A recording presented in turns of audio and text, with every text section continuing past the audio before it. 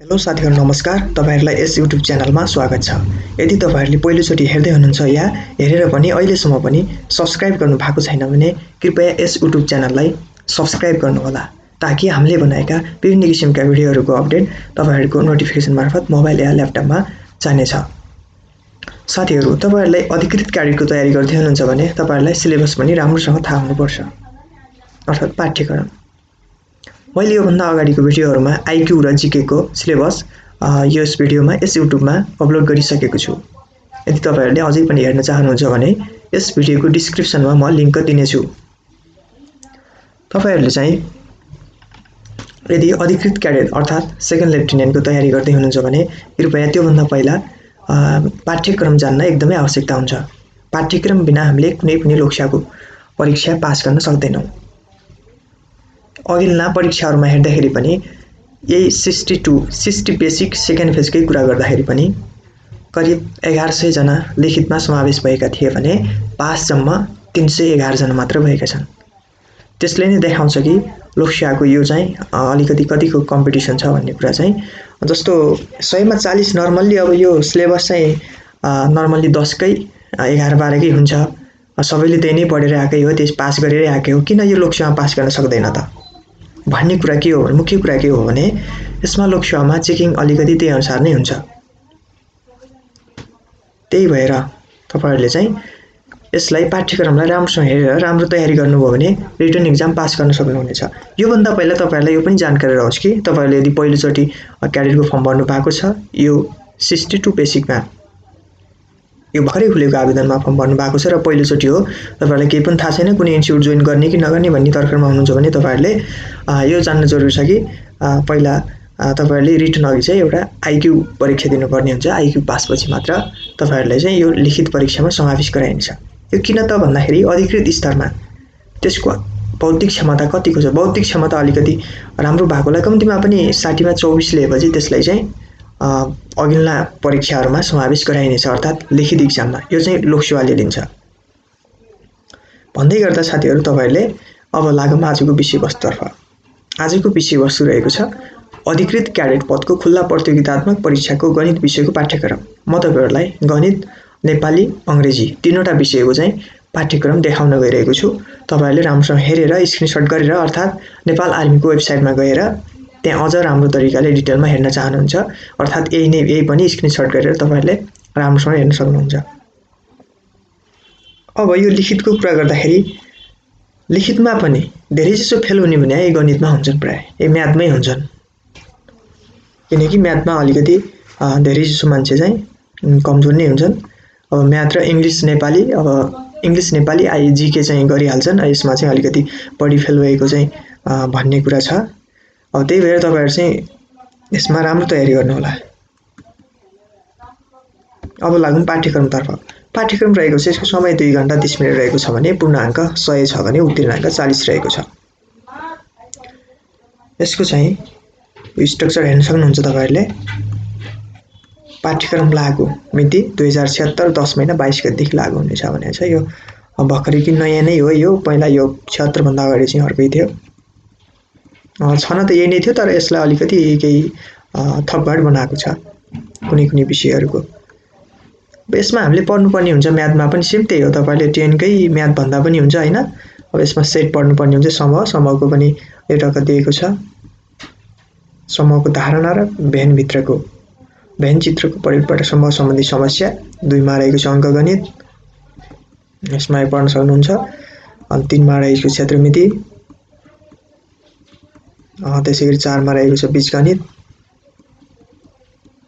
बीजगणित रहेको छ भने 5 मा ज्यामिति।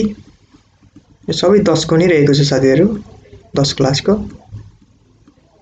त्रिकोणमिति, तथ्याङ्क शास्त्र, सम्भाव्यता,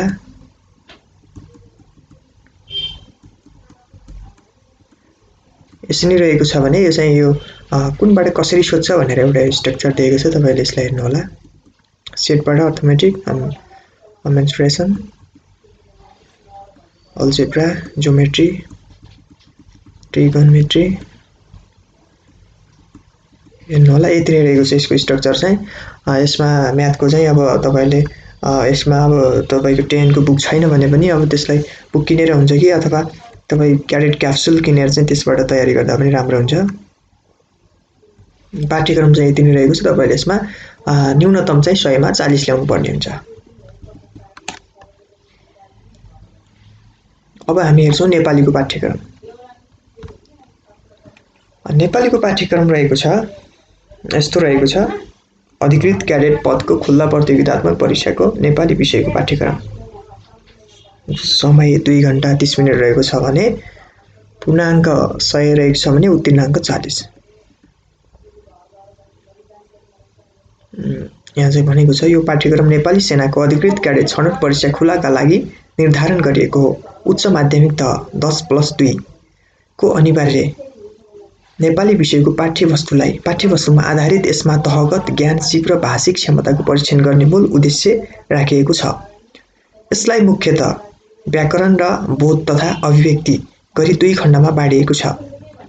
व्याकरण खण्ड अन्तर्गत वर्ण विन्यास, शब्दवर्ग, शब्द निर्माण प्रक्रिया, शब्द भण्डार, कारक र वाक्य सम्बन्धी पाठ्यवस्तु समावेश गरिएका छन् भने बोध र अभिव्यक्ति खण्ड अन्तर्गत बोध तथा भाषिक व्यक्तित्वका विविध पक्षहरू समाविष्ट छन्। व्याकरण खण्ड अन्तर्गत 20 अङ्कका बहुवैकल्पिक वस्तुगत प्रश्न र 20 अङ्कका प्रयोगमूलक विषयवस्तु प्रश्नहरू समावेश छन् भने बोध र अभिव्यक्ति खण्ड अन्तर्गत 60 अङ्कका बोध तथा अभिव्यक्तिसँग सम्बन्धित व्यावहारिक सिप तथा स्वतन्त्र लेखनसँग सम्बन्धित प्रश्नहरू समावेश छन् भनेको छ। लिखित परीक्षा योजना तपाईले हेर्न सक्नुहुन्छ। व्याकरण 40 भने बोध र अभिव्यक्ति 60। यो पाठ्यक्रम त्यही हो 76 10 महिना 22 गतेदेखि लागू हुनेछ भनेको छ। यसमा व्याकरणबाट के सोध्छ त? नेपाली वर्ण पहिचान र अक्षर संरचना एवं अक्षर संख्या 5, वर्ण विन्यास 5, शब्द भण्डार 5, शब्द वर्ग 5, शब्द निर्माण 5, वाक्यका प्रकार तथा वाक्य संश्लेषण र वाक्य विश्लेषण 5, वाक्यान्तरण यो पनि 5 रहेको छ भने वाक्यान्तरण अन्तर्गत पनि छुट्टिया छ। यसमा काल, पक्ष र भाव, लिङ्ग, वचन, पुरुष, त्यसैगरी चाहिँ 1 2 बोध र अभिव्यक्ति। बोधबाट 10 सोध्छ।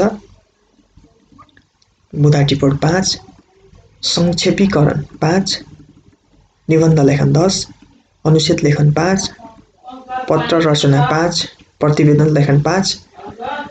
यसमा चाहिँ वक्तित्व र वाद विवाद लेखन 5, मनोवाद लेखन 5, भाव विस्तार 5।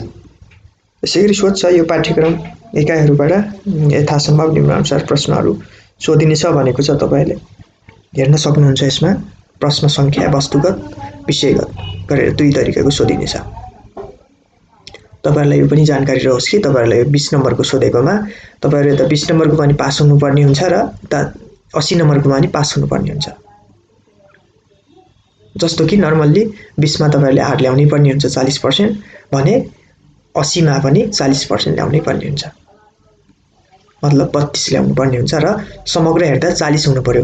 जस्तो कि तपाईहरुको उता 80 मा चाहिँ 50 आको छ, उता 20 मा चाहिँ फेलै भएको छ, जस्तो 8 आको छैन 6-7 आको छ भने त्यसलाई चाहिँ लोकसेवाले लिदैन।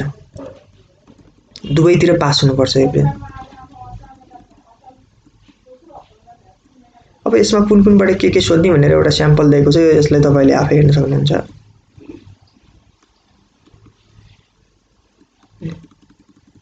यसलाई हेर्न सक्नुहुन्छ तपाईहरुले।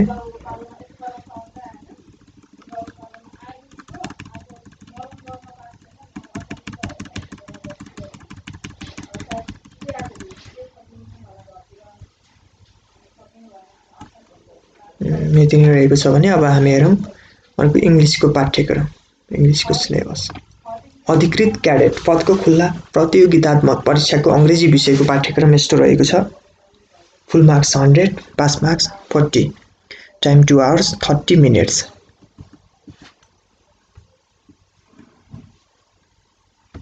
कोर्स डिस्क्रिप्सन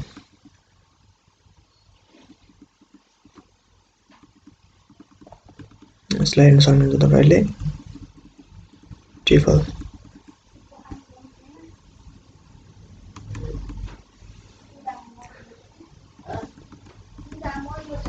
अब ग्रामरबाट चाहिँ कुनबाट सोध्छ भने हामीलाई जस्तो कि ग्रामर 20 मार्क्स को हुन्छ हैन। अब यसमा चाहिँ article, transformation, negation, yes no question and WH question, question tag. त्यसै गरी हामीलाई चाहिँ यति नै हो ग्रामरबाट सोध्ने चाहिँ। यही टपिक भित्रबाट आधारित भएर क्वेशनहरु बन्छ इंग्लिशको। पार्ट 2 मा रहेको छ translation. Translation from English to Nepali, translation from Nepali to English, यो दुईवटा सोध्छ। अब युनिट 3 कम्प्रिहेन्सन, कम्प्रिहेन्सनबाट नि 15 मार्क्स सोध्छ। यसमा क्वेशन आन्सर हुन्छ अनि fill in the blanks, match the following भनेर चाहिँ सोध्छ भने कम्पोजिसन, कम्पोजिसनबाट essay writing. The candidate will be given to journal topic. They will be asked to write an essay on one of these topic within 240 to 300 words को चाहिँ हुनुपर्छ। Personal letter writing. त्यसै गरेर कन्डोलेन्स र congratulation writing 10 marks को सोध्छ भने use of words and synonyms antonym पनि 20 सोध्छ। योबाट चाहिँ 20 सोध्छ 10 गरेर। यसमा चाहिँ कसरी सोध्छ भनेर एउटा स्ट्रक्चर दिएको छ, यसलाई हेर्न सक्नुहुन्छ तपाईहरुले। सकियो। यो चाहिँ यति नै रहेको छ र यसको चाहिँ स्याम्पल दिएको छ, एउटा मोडल टेस्ट, मोडल क्वेशन दिएको छ यसरी। यसलाई हेर्न सक्नुहुन्छ तपाईहरुले।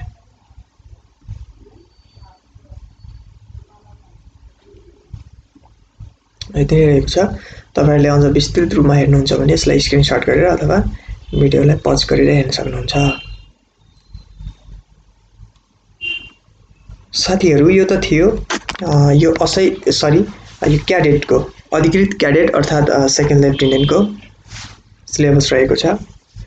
यस पाठ्यक्रमबाट आधारित भएर नै लोकसेवाले क्वेशनहरु बनाउँछ।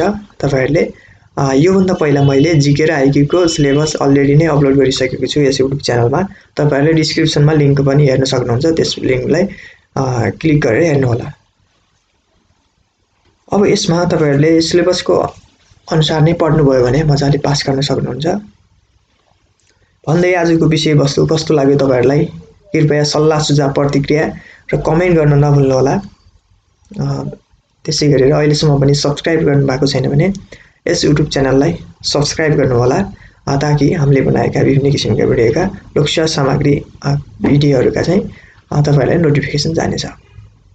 भन्दै यस युट्युब च्यानलबाट तपाईहरुलाई चाहिँ विशेष गरेर क्याडेटको अनि त्यसपछि इन्स्पेक्टर असैको र फोर्स लाइनमै आधारित भएर भिडियोहरु बन्नेछन् र अन्य लोकसेवाका पनि कुनै भिडियोहरु अपलोड हुनेछन्। यसमा करेन्ट अफेयर जीके पनि अपलोड हुँदै आइरहेको छन्, तपाईहरुले हेर्न सक्नुहुन्छ। आजको विषयवस्तु यति नै रहेको छ। हवस् त साथीहरु, तपाईहरुले स्किप नगरिकन हेर्दिनु भयो, त्यसको लागि धेरै धन्यवाद। र तपाईहरुले यस युट्युब भिडियोलाई मन पर्यो भने शेयर गर्नु होला, लाइक गर्नु होला र कमेन्ट पनि गर्न नभुल्नु होला। हवस् त, नमस्कार, जय नेपाल।